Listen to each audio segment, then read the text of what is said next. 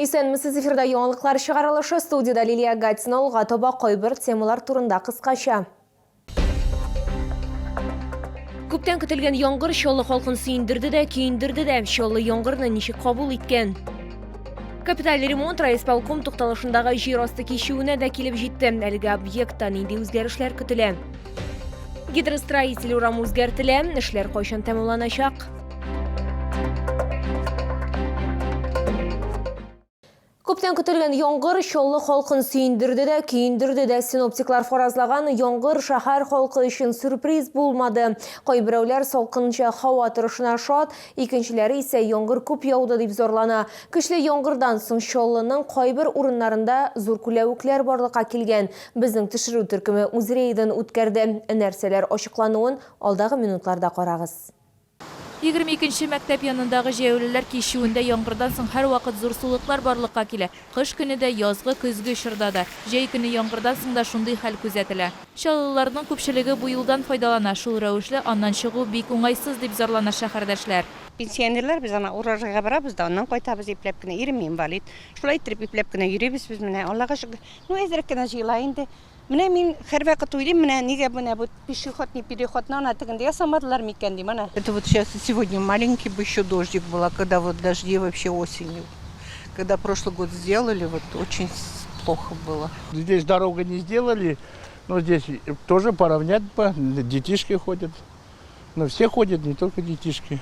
Вот. А там слив сделали, там здесь вообще было много воды.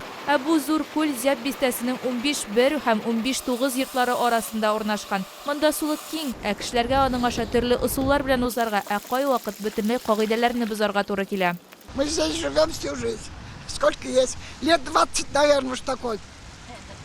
Пробовали ее как-то забетонировать 1 год. Смысла нет. Тут еще машину ставить, люди не могут ни отсюда проходить. Пешеходам очень трудно. Вот в чем дело. Шәһәр администрациясендә аңлатуларынча, Кояш бульварындагы участок узган ел ук безнең ишегалды программасы кысаларында төзекләндерелгән. Администрация Центрального района уже передала информацию подрядной организации для устранения причин скопления воды. По дворам домов в 15-м комплексе поселка Зяб сообщаем, что началась реконструкция по программе «Наш двор». Согласно план-схемы благоустройства, на указанной территории будет выполнено обустройство нового асфальтного покрытия. Зяб бистәсенең 15-нче комплексында эшләрне башкару вакыты агымдагы елның 1 сентябрена кадәр билгеләнгән. Айзилә Шәймөхәммәтова, Кирилл Хабзей, яңалыклар. Чаллыда ашыгыш ярдәм машинасы катнашында юл транспорт һәлакәте турындагы резонанслы җинаять эше буенча суд процессы башланды. Исегезгә төшерәбез, юл транспорт һәлакәте агымдагы елның 6 февралендә Вахитов һәм Сөембикә проспектлары киселешендә булды. Ашыгыш ярдәм Audi автомобиле белән бәрелеште. Гаепләү ашыгыш ярдәм машинасы йөртүчесенә белдерелә. Суд залында безнең төшерү төркеме дә катнашты.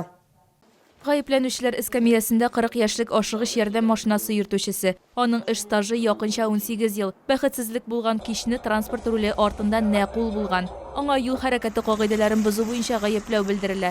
Бу саксызлык аркасында кеше сәламәтлегенә авыр зыян китерүгә китерә. Авария нәтиҗәсендә 2 фельдшер зыян күрә. Аларның берсе әле дә стационар дәвалануда. Состояние здоровья не может длительное время находиться в положении сидя в постели. Гаепләү ягы шоферның ялтыравык маяклар белән барган ашыгыч ярдәм машинасын идарә итеп, махсус тавыш сигналын кабызмыйча светофорның тыю сигналына узуын белдерә.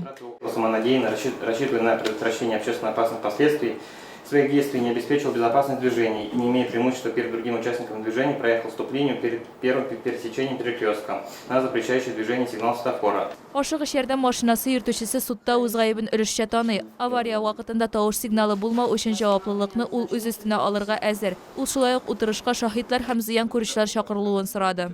После того, как их допросят, и желательно, чтобы они здесь находились тоже, они же были в самой машине, они все расскажут судье. Как все было на самом деле. Юл транспорт һәлакәте турындагы эш буенча суд утырышы 24 июльгә күчерелде. Айзилә Шәймөхәммәтова, Искәндәр Мирзагитов, Кирилл Хабзей, яңалыклар. Капиталь ремонт шәһәрнең иске өлешендә генә үткәрелми. Мәсәлән, төзүчеләр райисполком тукталышындагы җир асты кишүен яңарталар. Әлеге объектта стеналар, түшәмнәр һәм идән сүтелә. Бу майданчыкта безнең төшерү төркеме дә булды. Җир асты кичүендә райисполком тукталышының үз оркестры бар, анда перфораторлы эшчеләр. Сүтү эшләре иртәндән кичкә кадәр үткәрелә. Мы сейчас работаем, снимаем кафеля, потом в течение 2-3 дня мы заканчиваем. После нас придет другая группа и работу продолжает. Төзүчеләр әйтүенчә, аларның эшләре күп. Объектта капиталь ремонт үткәрелә. Шуңа күрә монда идәннән түшәмгә кадәр барысы да яңартылачак. Шул ук вакытта җир асты кичүе җәяүлеләр өчен ачык кала. Ә шәһәрдәшләр әйтүенчә, алар тавышка да, тузанга да риза. Чөнки булар барысы да вакытлыча гына. Самое главное, чтобы сделали порожки, потому что для пенсионеров зимой спускаться – это катастрофа. Честно говоря, вот этот переход был, по-моему, вообще в плачевном состоянии уже давно. И было бы хорошо, если бы его все-таки отремонтировали. Узган ел райисполком тукталышында җир асты кичүендә ремонт булган, әмма ул вакытта косметик төзекләндерү генә башкарылган. Юлчылар Чаллы халкының күп санлы шикаятьләре аркасында баскычларны гына яңарта. Ә хәзер исә бөтен җир асты үзгәрәчәк. Айзилә Шаймөхәммәтова, Эльмира Гайнетдинова, Ленар Султанов, Яңалыклар. Гидростроитель урамы да үзгәртелә. Бүген анда юл урам шилтәрен төзекләндерү эшләре дәвам итә. Урамны яңарту октябрь ахырына кадәр тәмамланырга планлаштырыла. Тулырак безнең сюжетта. Сүтү эшләренең кызган чагы, хәзерге вакытта гидростроитель урамында җәяүлеләр юллары яңартыла. Шәһәрдәшләр сүзләренчә, тротуарда асфальт бик иске, юлның бөтен өлеше чокырлар белән тулган. Шуңа күрә ремонт күптән таләп ителә. Безнең өчен һәр нәрсә яңа, әйбер бик матур. Нәрсә дип әйтим инде? Мин белмәгән әйберләр дә бик күп.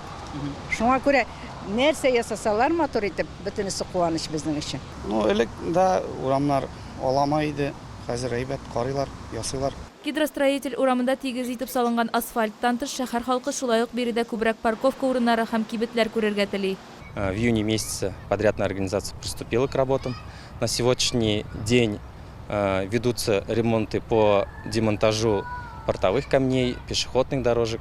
Урамны яңарту быел октябрь ахырына кадәр тәмамланырга тиеш. Финанслау суммасы 150 миллион сум тәшкил итә. Айзилә Шаймөхәммәтова, Искәндәр Мирзагитов, Ленар Султанов, Яңалыклар.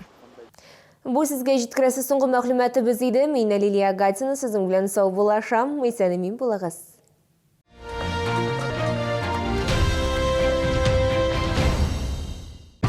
Казань-Экспресс. Выгодные покупки быстрее, чем за сутки. До 31 июля соверши покупку в магазинах «Победа», стань участником акции и выиграй автомобиль и другие ценные подарки. Приходи, покупай, выигрывай. Требуется домработница на постоянной основе. 919-628-99-95. Приумножьте личные сбережения с КПКГ «Господдержка». Ставка 13% годовых и кэшбэк в день оформления. Набережные Челны, Новый город, 107.